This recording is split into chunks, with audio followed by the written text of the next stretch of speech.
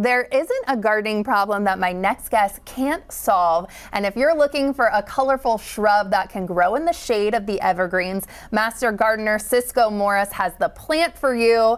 Happy New Year, Ciscoe. Happy New Year. Thank you for being here. What are we talking about today? What is this plant? This is a really great plant. It's called Aucuba. Aucuba. Aucuba japonica, so it comes from Japan. And in Japan, Aucuba means blue tree. Oh, and it's because the green is supposed to look pretty blue. I don't know, it looks green to me. I was going to say, am I colorblind? Well, I'm seeing green. There is an Aucuba that has none of this color in it.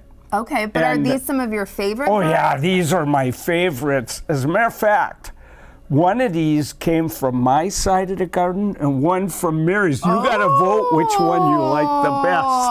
I wish you wouldn't have told. The pressure is on. I am gonna be honest though. I am drawn to like how this is kind of speckle. I like these. I know. I knew you'd pick hers. How does Mary always win, no matter what happens? No, I know. She's not even here. This is the most popular Aucuba. It's called Gold Spot.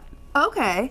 This is called Pictorata, but I like it because it looks like kind of modern art. It looks like someone took paint and just went it does, on the leaf, you know. I think I'm just one of those like precise, like, you know, this looks a little more precise. This looks very artsy.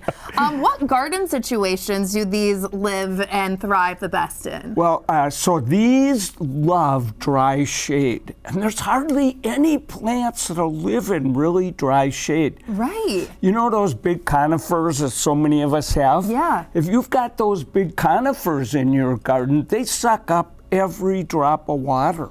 Okay. And so most plants you got to be thrive. watering them all the time to keep them alive. Plus, if it's really shady, that's hard. These love that dry shade. And so they're not too greedy then with the water. No. Now you got to water them well when you plant them until they grow a good root system. But they got a great root system. And so I never even water these things. You don't? You can just plant it and then kind of forget about it? Yeah, once they've established good roots, they just do great. So they're tough as nails.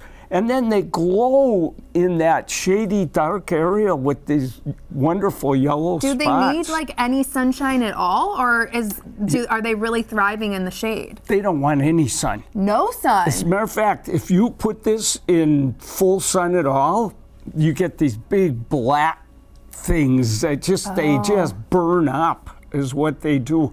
So these are true shade-loving plants, you know, which you don't see too many of those. No, and I guess it's kind of good for the weather here in Seattle. And you're going to tell me about how to care for them too, right? With pruning. Yeah. And then water you already kind of talked about, but pruning. Yeah. So with pruning, here's the thing.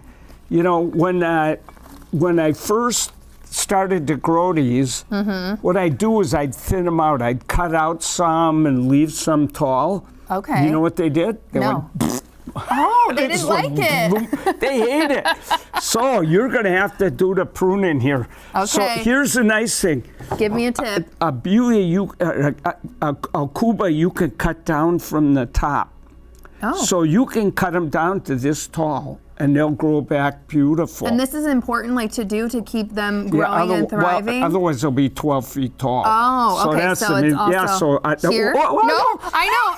And I have scissors, too. I don't even have the right equipment. You just don't want to, I'm sorry. I forgot my pruners. We don't usually do this with scissors. Don't use this. But, so you want to be above these two leaves. Here? Yeah. On the thick branch? Yep. Okay, and really. Oh no! Look at wait, that. These scissors. What a job! I'm sorry. That was a perfect really job. So yeah, I wouldn't use scissors. I would use hand pruners, but so literally you can cut them to this high if you have to. You don't have to. You can cut them to whatever height you like. Okay, and did I hear there's some berries sometimes on here? If you've got a male and a female. And it is so hard to tell if these are male or female. Yeah. Sometimes the tag says.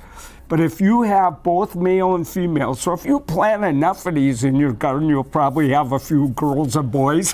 Fair enough. They fall in love. The next thing you know, you get these big berries. Ooh. But they're very poisonous. So if you got you're little not supposed kids to- or something, you don't want them, they look really tasty. So you gotta be a little, make sure the kids come out and go, don't ever eat one of these, whatever you do, and don't let your puppy too near them either. That's what I was gonna say too, so animals as well. But Mary and I, we have 3 of these in our garden. We've never seen a berry on any of them. But at Seattle U, where I planted a whole bunch, we did have berries on them. So, okay. Yeah. Well, gosh, amazing. I always learn so much from you. This was a plant I had never heard of until you brought them in today. So thank you so much for being here. I can't believe you voted for Mary's I'm plant. sorry, Ciscoe. Next time you have a shot, okay? And thank you for all of you spending time with us today. You can check out our website for more of our content, and you can always send us an email to share your thoughts. Don't forget to enjoy your new day, and we'll see you next time.